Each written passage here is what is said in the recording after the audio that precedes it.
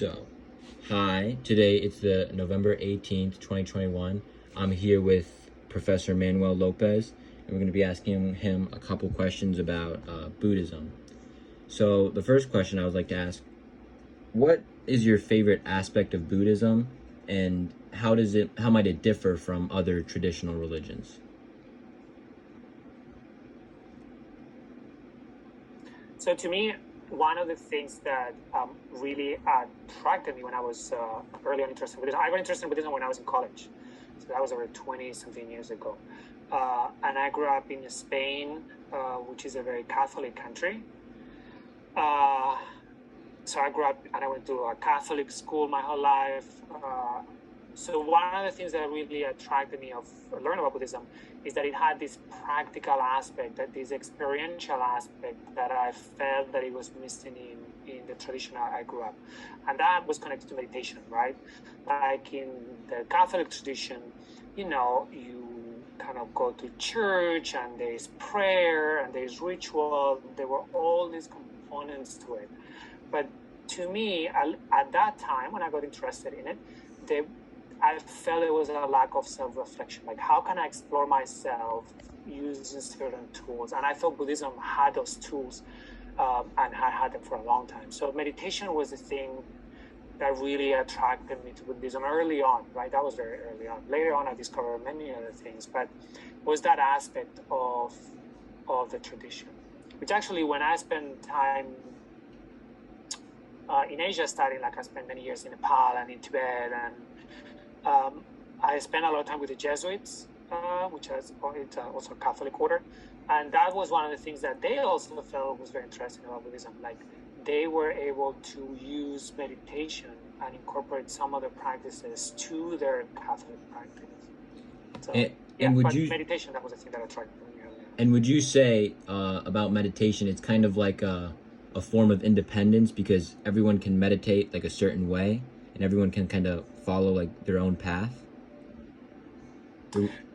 I'm not sure if I would call it that, but I would call it that it's a tool, a technique, or a series of techniques that allows to examine you without judgment, right? Like, it's like there are many kinds of meditation, but many of the tools, like mindfulness is very popular now, right? But it gives you a set of techniques and of tools that allows you to observe the mind and allows you to sort of discover yourself without any preconceptions. You don't need to be Buddhist, you don't need to be Christian, you don't need to be Muslim. And those tools allow you to discover yourself beyond any preconceptions you might have about yourself, cultural, individual. And that to me was very attractive. Still is. Got you. Thank you so much. So the second question I'm going to ask, what would you say is the end goal of Buddhism? That's a difficult question, right? Because like any religious tradition, they change over time, like Christianity or Judaism or more. But I would say overall, you could say that the goal of Buddhism is this idea of liberation.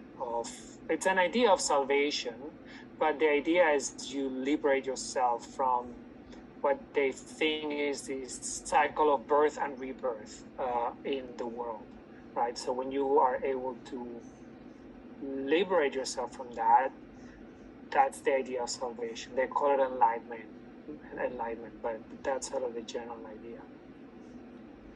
Got you. And another question, would you say what is the role of women and children in Buddhism? Because when I learned about it, it seemed that there was a lot of equality. That's something that they stressed and they preached. I would say it depends on the Buddhist culture. So I would say that with many religious traditions, there are these layers that are imposed. So you can have religious beliefs, but then there's cultural beliefs. So when you have Buddhism, for example, which starts in India and then it spreads all over Asia, it spreads to Nepal, to Central Asia, to China, East Asia, Korea, Japan. So what you have is those ideas get combined with cultural ideas. So for example, Buddhism, when it moves to China, hold on, that's my wife. So when Buddhism goes to China, there are cultural ideas that are very gender in the Chinese culture that then are superimposed to Buddhism. Same one you find in Thailand. So I would not say there is a culture of equality throughout Asia with women and children. When you go to Tibet, for example, which is my specialty, Tibetan Buddhism, there is definitely more gender equality, right? But when you get to China, historically, and I'm talking historically pre-20th century, right? I would say the 20th century changed a lot of things all over the world. But when you get to East Asia, there is a big gap with what women were allowed to do or children were allowed to do. So I would not apply the sense of equality all over the Buddhist world. There's many differences. Got you. Thank you for that. And another thing, we've been talking about when we studied it, that a lot of Buddhists, they focus on how life might be filled with suffering. And one of the big things, Siddhartha Gautama, when he witnessed suffering outside of the palace walls, it kind of set him off on, his journey of discovery. So how big of a role does suffering play in Buddhism? Okay, so I would say that's one of the biggest misconceptions about Buddhism, right? Like, I think when you read books about Buddhism, you read books that you can find, like general introductions, popular introductions, even classes you teach at a high school level or a college level.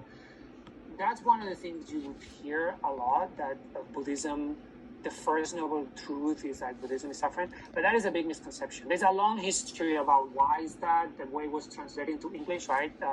The term they use in Sanskrit, dukkha, there is suffering, but it's also about impermanence, it's also about change. So anyway, I think the emphasis on suffering, it's misplaced when it comes to Buddhism. When you visit any Buddhist country, they can be as happy or as miserable as anywhere in the world, right? There is not a sense of doom and gloom, like everything is terrible, everything is suffering. So that is just not true, right? But there is a sense, like in many traditions, that there is something better, right? Like the world we're living in, it's imperfect, that we become attached to it, and that sort of creates certain cravings and attachments, and that leads to some people, instead of suffering, they say stress, right? Like, we're constantly under stress, and I think that's probably a better way to put it, right?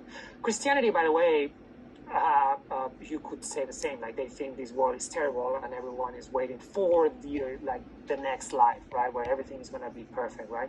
But I would think that would also be a misunderstanding of what Christianity or Catholicism thinks about this world. But yeah, I would not say suffering, but I think Buddhism understands that we are living under constant stress. Like, you have stressed about this assignment and about finance and about, I don't know, the new iPhone, or what your friends are thinking about you, or your parents are thinking about you, or what you want to do after high school and college, and when you get to college, about the job.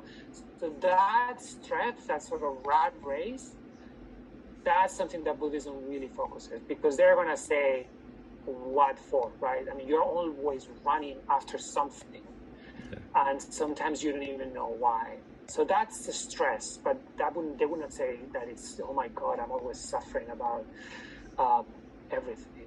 So that is very different. Got you. And if we could just do, my final question would be, do you have any critiques about Buddhism? It's not my place to criticize Buddhism. Like, it's not my place to criticize any religious tradition, right? Like, you can sort of explore it, you can sort of study it, you can sort of convert if you think it suits you. But I don't think it's my place to criticize any particular religious tradition, right? I mean, I think it's a religious tradition that's been in existence for 2,500 years, and it has changed and it has evolved, and it's complicated. But I mean, it really is not my place to change anything about a tradition. People who are from the tradition, who live the tradition, they also